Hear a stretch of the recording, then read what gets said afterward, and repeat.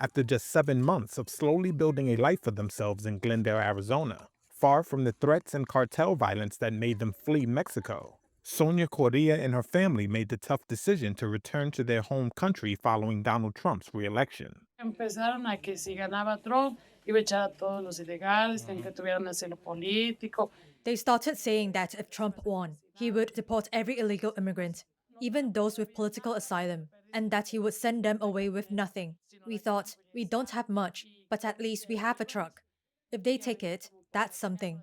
Sometimes we didn't have much money, so we would go and collect things people had thrown away. We managed to gather some things.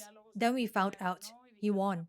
And they said that starting around January 20th, they would start deporting everyone, whether they had papers or not, whether they had asylum or not.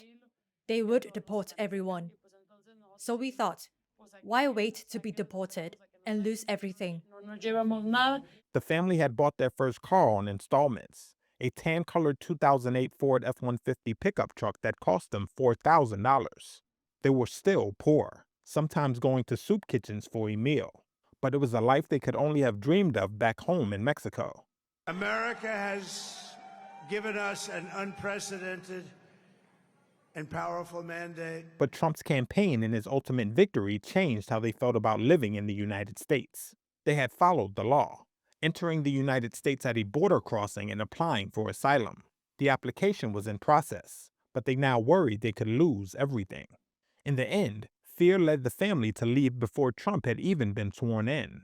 On January 19th, the family left for the border crossing at Nogales. As they passed Mexican customs, the Mexican National Guard stopped their vehicle and asked for papers, according to the family. Lacking a car title, officials confiscated the family's truck and threatened to arrest the husband, Carlos Leon, for vehicle smuggling. Y le dijo a mi esposo, pues mire, señor, le hace, si no, He told my husband, look, sir, if you don't cooperate, we'll put you in jail, and that's it. My husband responded, why? If I wasn't doing anything wrong. They said it was because he wasn't American, and that he had entered through political asylum, and that he couldn't take anything from the United States to here, and that he was trafficking American cars. de carros americanos. The officials also took $5,000, the family's entire savings, for what they called a fine before Leon could go free.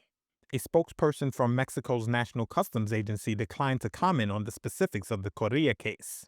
On January 20th, after help from a humanitarian organization, the family returned to their hometown of Uruapan, where the four-member family shared a small room with no door in the tin-roofed home belonging to Coria's mother. In June, a 62-page letter from Customs seen by Reuters informed them that their truck had been seized and had become property of the federal treasury. Also, that they owed the equivalent of $18,000 in customs duties for bringing in the F-150 to Mexico. Since Trump has returned to the White House, more than 56,000 Mexicans have voluntarily returned from the U.S., according to Mexican government figures. As the Trump administration vows to enact the largest deportation operation in American history, authorities have raided workplaces, sent alleged Venezuelan gang members to a notorious prison in El Salvador, and deployed National Guard and active duty Marines to contain anti-government protests in Los Angeles.